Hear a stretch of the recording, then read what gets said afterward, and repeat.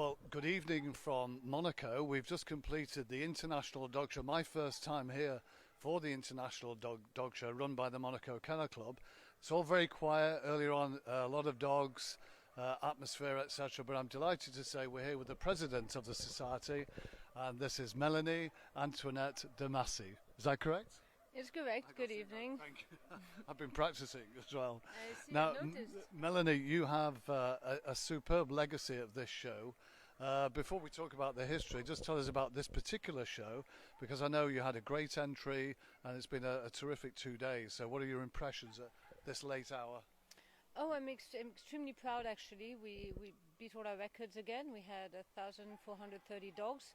Now maybe for some people that might not sound a lot, but for Monaco, to 2 square kilometer, it's actually a lot, and it's our record. And we had to close the inscriptions 10 days before the official deadline, because we know the space we have, and we knew that especially with the big dogs and so on, we sort of keep track of obviously of the breeds.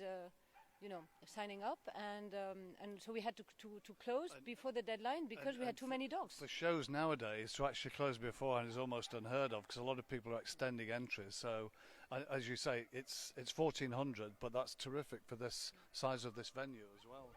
Oh yeah, no, absolutely, and we've managed with Pietro Condo as well, and all my team. We worked throughout the year to see how we could have the grooming areas a bit wider without having the rings smaller, so we managed to rearrange all that, and I think the breeders were very happy, and we thought everything went smoothly, so I'm very happy. Well, I did wonder, because we've seen photos many years ago of this particular venue, which when we just saw at the start, this is actually, it's a circus ring, technically speaking. Can you give us a bit of background and why you're here and what it is? So it's called Le Chapiteau, and indeed it's way over 40, probably over 50 years old, and it was created originally to welcome the Circus Festival. I'm sure everybody's heard of it. It's a very famous international circus competition, I think the most important in the world, which is held annually in January, which Prince Rainier created. He loved circus and he created that. And so this area, this way they're actually 2,000 square meter, but it's a big tent, was made for the circus, but that's only in January. So all year round, this area hosts various events. So you can rent the space. Yeah. So you had 5 rings in here, but then you've another tent that goes through the other side. Yeah, because many years ago, actually over 10, I think about 10 years ago, my mother and I decided to grow the area, because we had less dogs, but really much less dogs. We had to stop inscriptions also, and we thought we have to grow the area, we have to find a solution. So we actually add 2,000 square meters, so we double the space of the Chapiteau for the dog show, and everything, all the tents are being dismantled tomorrow.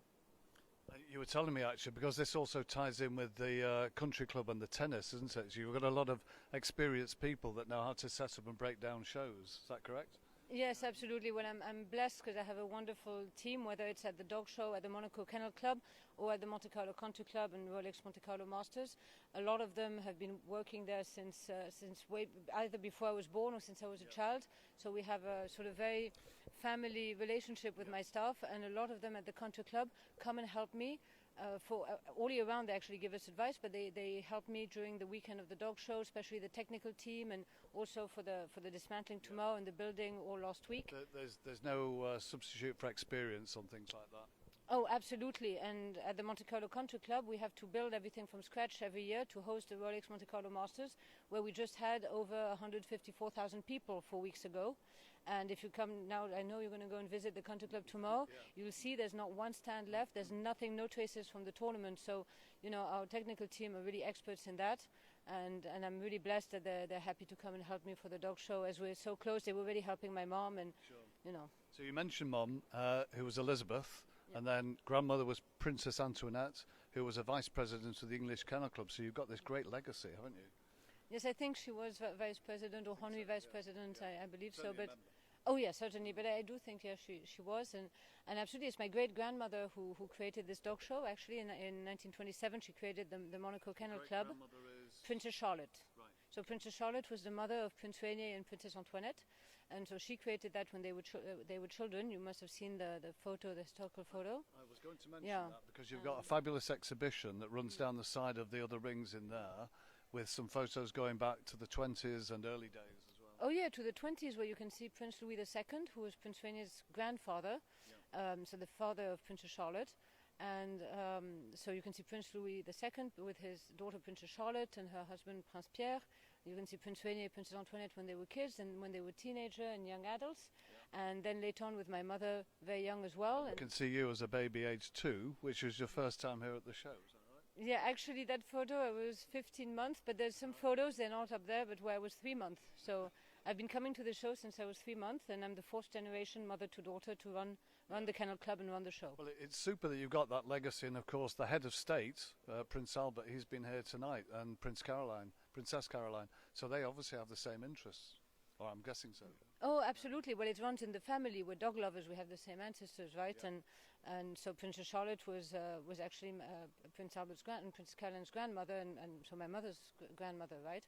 And so she loved dogs, and it really runs through the family. Prince Rainier always came to the show as well, also to support his sister, obviously. I mean, they enjoyed meeting the dogs, you could tell. Oh yeah. But we're all dog owners. We all own dogs, and we really sincerely love dogs. Yeah, it's really a family thing. We love animals in general. So what's the future for the Monaco, the International Monaco Dog Show? Because a lot of people have been watching our publicity all weekend. Is it going to grow? Are you going to stay here? Do you have to have a think about it all? Yeah, absolutely. Well, it's going to be our 100th anniversary in 1927, so we do want to do something special. We're looking to maybe, growing space is difficult. I mean, of course, we're going to look into it. Maybe having it longer, more days also, that's a possibility. We just really have to sit down and have a think about it. This place has got its own charm, so I think it would be a shame if you left here. I wouldn't want to leave it. We're used to being here now since a very long time, and it used to be at the casino, so behind the casino in the gardens, and but that was before I was born actually, so I never knew that. But I've seen the photos, and I think now this is really our home, and I love working with the people who work here at the Chapiteau all year round. Sure. And maybe just expanding, having it longer. We have to see and work on that. But there's some I'm sure wonderful times ahead. And I find, of course I'm not an expert judge, but with all my years coming to the dog show, I think I know a little bit. And honestly, I find the quality of the dogs have always been great, but I think they're getting better and better. Yeah. This year we had 162 breeds we presented, and 28 countries, was it? Yeah. And the quality of the dogs this year every year, but this year was really, really... And a very popular winner with a chap from Romania with a Basenji tonight, wasn't it? Best in show. Yes, absolutely. A beautiful Basenji. Yeah. And then a Corgi, number 2, and a Tickel, we say in French, a Dachshund, number 3, who's very sweet. So. Well, Melanie, long may it continue, and we'll follow it through our dogs as well. But on behalf of everybody, you've got a great team of helpers, our cameraman included here, Abel. Just thank you very much for the hospitality, and look forward to seeing you again next year. Well, thank you. Thank you for coming and being with us this weekend. It's been a pleasure having you and having all of you following us. Super. Well, good luck to the whole society, and as I say, we'll follow this. There'll be a big report going the World Dog Show issue, so more people can find out about this international show. It's a very unique show. Well, thank you, really. Thank you for your support, and thank you all for watching. Okay. Thank you, Abel, our cameraman. Thanks.